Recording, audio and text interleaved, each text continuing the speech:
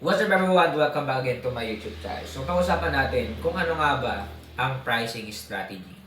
Alright, ito hindi alam ng mga tao. Pero, bago tayo magsimula sa ating vlog, kung bago wala sa YouTube channel, please subscribe, click the notification bell para sa mga bagong vlog na upload in the future. Kasi nga pa na-reach pa rin 100 subscriber at magpapagiveaway po tayo at this year, 2025. Alright, balik tayo sa ating topic. Ano ang pricing strategy? Ito ginagawa ko to sa business na mga businesses na hinahawakan ko para kahit paano ay mapag-isipan nila. At the same time, kontrolado mo na ito talaga yung dapat matikman nila. Kunyari, food. Okay, so madami kang mga option pero meron kang pricing strategy. Alright, para sa akin, ang paraan ng pag-set ng presyo ng produkto, ito yung pricing strategy.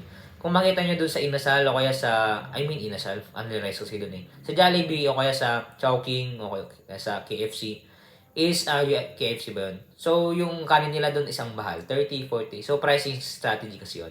Alright. Bago tayo magtapos sa ating vlog, kung bago lang sa YouTube channel, please subscribe. At the same time, kung gusto mo bumili sa aking libro, Negosyo Reality, click the Facebook page official link in the description. May po kayo. Salamat po and God bless.